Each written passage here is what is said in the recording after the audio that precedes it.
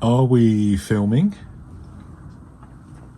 Yes, we are. So let's put my coffee out of the way. I'm having coffee today, but this is a reminiscence, a reflection that goes back, way back. Back in the day. This is a diary from 2013, as you can see. I no longer use it because it's no longer 2013, but I just wanted to share with you a story about this book, this particular Moleskine. There we go, Moleskine. I have a love-hate relationships with Moleskines because, as you know, let's put my coffee further away because I don't want to knock it over with a flourish. I have a love-hate relationship with Moleskines because I do like them. I like the feel of them, and I come back to them occasionally. I've probably had a dozen in the last 10 years, and I've used them as notebooks, as diaries, as journals, and somehow it just I've drifted in and out of love with the Moleskine binder. And as you know, I've tried many alternatives that are cheaper, sometimes much cheaper, so cheap that they're cheaper than just buying a bunch of filofax inserts, for instance. But there is undeniably, in my humble opinion, something about the Moleskine notebook whereby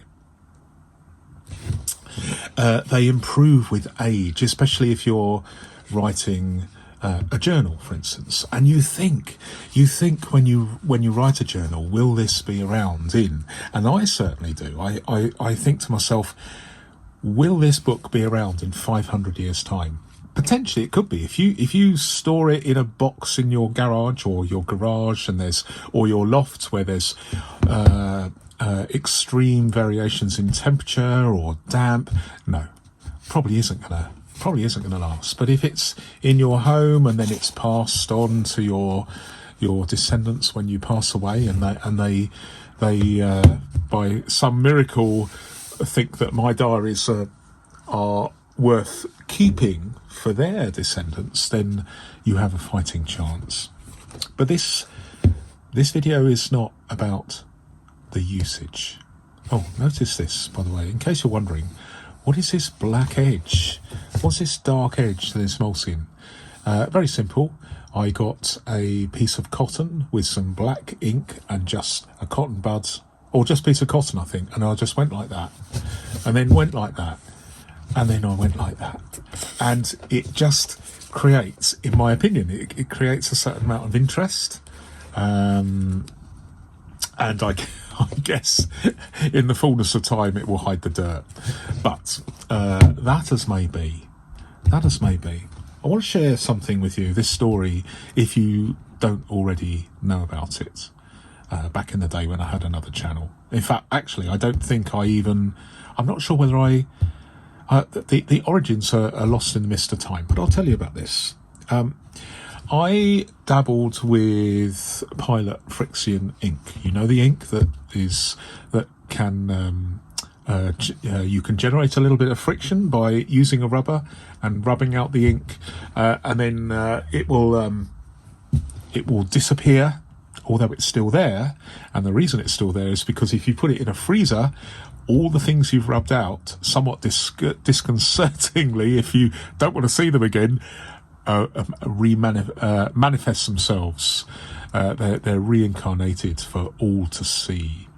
So that is a good point. If you don't want anything that you've written down to be available publicly again, don't use frixion, in my opinion, because you can just put it in the freezer and then your ink will magically reappear. However, I had this theory.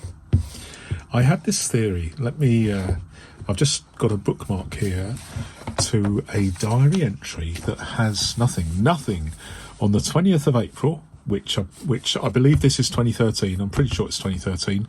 Nothing happened that Saturday, and you can see that this is a full page. I've got my I've got these between 8 p.m. and 9 p.m. in the evening, 8 a.m. and 9 p.m. in the evening. That was my schedule. But this particular Saturday, I was clearly relaxing. And I had this idea. I had this idea to write these these notes, the actual day of the week, and the times of the day in permanent ink. And then let me just actually see if I can rub that out, because I'm not sure whether I used permanent ink to I'm not quite sure what I used here. I'm hoping I used frixion ink, but let's just see. Yeah, can you see that? So this is frixion ink, and you can just rub it out. Now, why did I do this? Why did I? I love these pencils. I'm just digressing here. Smithson of Bond Street. I don't know how I acquired them, but I like them. But anyway, so you get the idea. So you get the date in frixion, and then the day of the week, and your scheduled times written in permanent ink. And okay, it's a bit of a time suck going through a whole book to do this. But this was my theory, that I could use this. In fact, I use this as a 2012 diary. And then at the end of the year, I put the whole book in my oven. Now, I can't remember how long I put it in there. And let me just say this. I'm just going to grab some coffee while you wonder what I'm going to say. Thank you for indulging me. So I think I put it in for 20 or 30 minutes, and I opened the drawer of the oven, opened the door to see what was happening, and it got to, so what was I doing here? Well, basically what I was doing was, rather than using a pencil from every single page and rubbing out the frixion ink every entry for a whole year, what I decided was, if I could put it in the oven and do the whole book close like this, if it heated up enough, would it remove in one fell swoop all the frixion ink? And it did. But my book nearly caught fire. You can see here. Let me just zoom in, and you can see there's there's some fire damage here in this corner. So this is something you must not do at home, folks. Everybody has to say that when they're making a YouTube video. They say, I did this, but you mustn't do this. So you mustn't do that. Do not put your Moleskine, or definitely not your filofax, in the oven if you are a frixion user. I actually found it quite fun at the time, but I haven't done it again. I've learnt my lesson, because you don't want your book just about... It was smoking, so I wonder whether it would have... I don't think it would have caught on fire, but it was definitely smoking in this corner, and I thought that was the time for discretion to be the better of valour, as it were.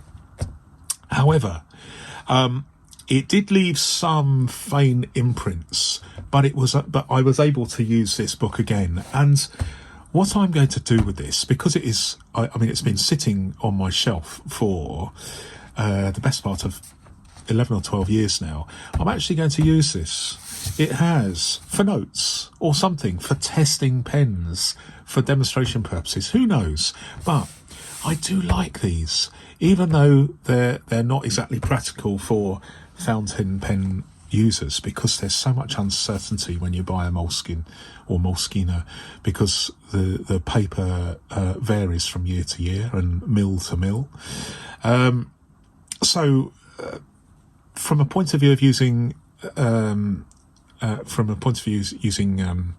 fountain pen, your mileage may vary from year to year. But as I was indulging myself this morning, having a coffee, and I just thought I would test this paper, because most of my moleskines are not fountain pen friendly. But then I came across one in TK Maxx, and there's been a lot of talk recently about TK Maxx. I think it's TJ Maxx in America, where they're offloading all sorts of stuff. They traditionally have sold off lots and lots of moleskines, quite often in garish colours, and those garish colours are... Do I have one? I have a lime green one that I purchased a few months ago. Awful colour, which is probably why it didn't sell, and then they get offloaded to TK Maxx or TJ Maxx. Sold very cheaply. I think this size typically here in the UK at the moment is about, if you pay full retail, it's about 18 or 19 pounds. But typically in TK Maxx, you can get them for £6. Fantastic. But it's very much potluck with the paper quality. Will it be fountain pen friendly? So I'm just going to do a test, because I got this out of the drawer. This is another bit of nostalgia for me. This Lamy ST, which I bought, not online, I bought it at my John Lewis store, which is like an upmarket, relatively upmarket chain of shops in the UK. Apparently, when politicians buy furniture for their apartments in London, they have to adhere to a thing called the John Lewis list. So I'm not too sure whether that's true, but there we go.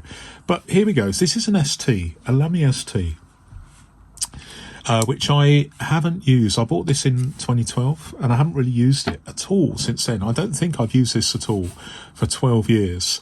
But I got it out the drawer this morning when I was having a coffee for breakfast, and I started writing, fully expecting to re-ink it, and it started straight away.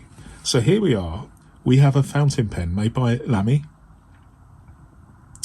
with ink, and I inked this 12 years ago, and the ink still works. So let's just do a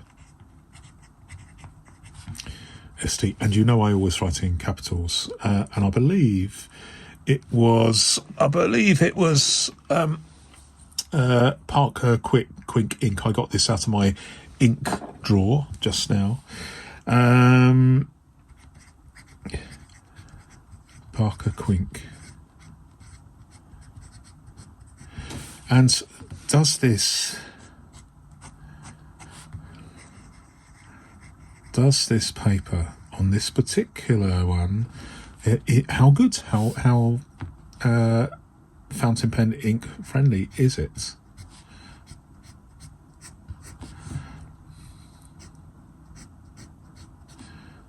Let's do a little bit of ink, and then some more, maybe some more, really saturate it. So you wouldn't normally do that normally, would you? But I just want to show you this. So I'm just letting it dry.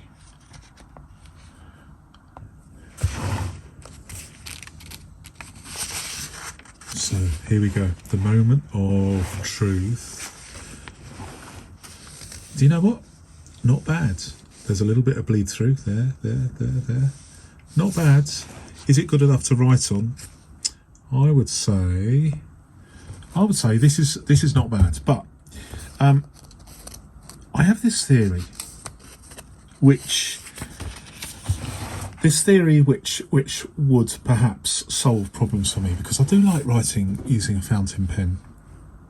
I'm not really into frixion anymore. I have learnt my lesson, as it were. And certainly I wouldn't write a journal with a frixion. Maybe a diary, yes, but I personally, and I've mentioned this before, I would personally, if I was using and it doesn't have to be a Moleskine, it could be just a matter of interest.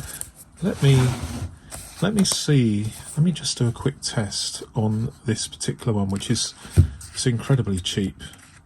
I don't know. I think they were about £1 or £1 or two. Let's just see that, just to see while I'm doing this. Okay, on a Monday morning here in the UK.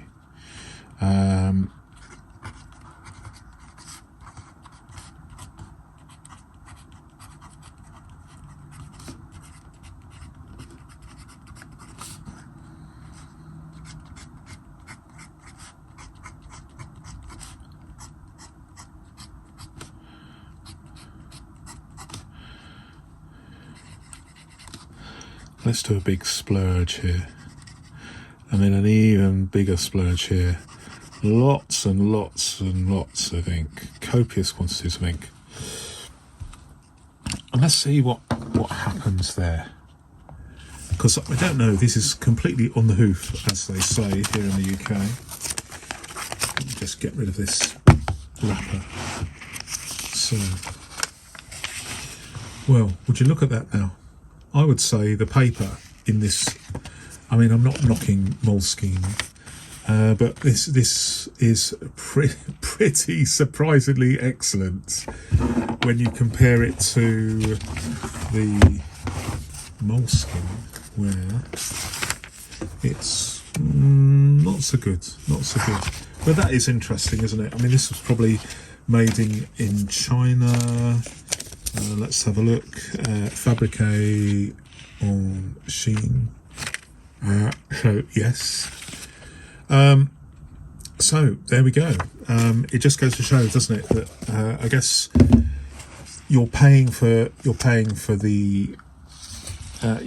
something here. You're paying for something in the Moleskine that is not available here. Is it in the mines, or is it in it's a certain je ne sais quoi, isn't it? You know, who knows what who knows what you're paying for? But would I pay a couple of pounds for this? Would I pay a thumping £18 for this if I was going to pay through the nose, as it were? I don't know, but I just wanted to share with you a little bit of nostalgia here with my Lamy ST pen, with the Parker Quink ink that it somewhat miraculously doesn't dry up your pen after many, many years of sitting in a drawer. And then finally, this arguably really nice Moleskine paper, which does have fantastic flatability. At least now it does. Didn't quite have that at the time, compared to a modern notebook, and that might be the selling point. That might be a selling point. The way these are bound to give you reasonable flatability, I would say you can't get much better than this. But it's just a nice thing. But my suggestion, and I'm going to wrap it up here. My suggestion is that if you are worried about the show through, the shadow, or even the bleed through, I mean, the bleed through is not great, is it? It's not great. Although I'm very impressed that there's hardly any bleed through with the really saturated ink, as you remember, I did this, and it's not too bad, but it's not good either. It's not good either, Mr. Moleskine. But I just wonder, whether the best thing to do with these notebooks, whether it's a Moleskine or a Rhodia, because Rhodia's not perfect, although I much prefer the consistency of Rhodia notebooks, because they make some gorgeous Clairefontaine paper, very consistent. And if any one of you is into these notebooks, these Moleskine notebooks, and haven't tried a Rhodia, then for goodness sake try one, because you may be very, very pleasantly surprised. But the thing is, and this is my conclusion with this type of notebook, just write one-sided, and so you leave this blank, and then when you get over the page, write this side one-sided again, so leave this blank page. If price is not too much of an issue, then if you did that, there would be some consistency with your writing, because you wouldn't need to worry about the bleed through. And if you look at online, if you look at some of Leonardo da Vinci's notebooks, it's amazing that they've survived. But there's ink blots and crossings out and scratch. I mean, it's just very, very charming to see the working. And I have this theory that if you leave a blank page here, now bearing in mind, when I'm sending a message to my descendants in 500 years. Not this message though. Not this message. Don't wonder what did that person, what was he talking about all those hundreds of years ago? No. But I think that a blank page here and a written page here is very, very useful for pencil annotations, sort of reminiscences. So you can put down, today I went to London and met my mate, the lucubrations of London perambulations. There we go. And there's always something that you might wish to go back to. And can you go back to it if you write a pencil note here? Probably pencil, because pencil, as we know, will last 500 years very easily. It's more or less the paper, how long the paper will last, not the actual pencil.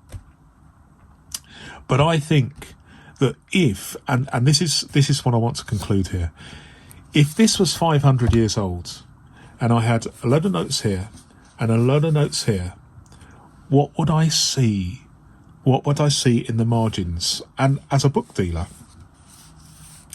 selling books, I'm just examining a recent purchase that dates from 1701. You know, what's in the margins? Pencil notes. What do you see in many old books? Penciled notes. And so these are really, really interesting and tell you a lot about the character of the writer or the reader. So printed book, but then in the margins there are notes by the person that originally owned the book.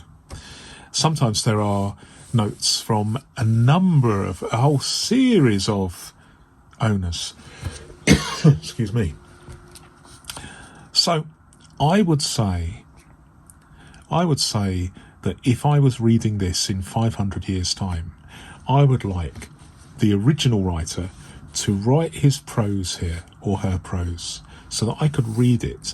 And then I would like the writer, over the fullness of time, 1, 2, 3, 4, 5, 20, 50 years, I would like him to use this or her, this page, the opposing page, some annotations, some reminiscences, some explanatory notes, and to me, that would elevate this journal to the point where it not only is very interesting, but also has the power to convince your descendant or your descendant's descendant or your descendant's descendant to think, you know, this is really interesting.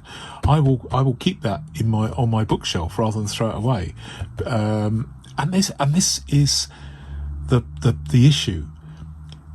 The owner of the book, after you are long gone, is the final arbiter of whether or not your book exists to the next generation or not. You have to give that person some interest. until your book reaches the point where it is clearly an attractive item because it is clearly very, very old. Now that's not going to happen once I've gone, because it won't be that old. Will it be old enough to reflect that in someone's decision-making process before it gets to the point where it is very, very obviously old and interesting to keep because it's old? Well, you've got to keep your descendants interested. You've got to keep them informed. And so I would say when you're writing a journal, just bear that in mind. You're not writing necessarily for yourself, but you're writing for future generations. Keep them informed, keep them interested, and make sure that it is legible. So in my case, because my writing is so bad, I use capitals. If you're writing in cursive, keep it legible or even print it, but make sure it's legible. And then use this page if you're writing with, say, a Moleskine that has problems with show through and bleed through, as in my opinion most of them do. I would say every single one of them except one, actually, in my experience. Just write one-sided and keep this opposing page for annotations as you go through life, and that makes a fantastic and interesting experience for your future loved ones that you're not going to meet, but you will be speaking to them through the power of the book you are creating. Hope you enjoyed that. Thanks very much for watching. Until my next video, goodbye.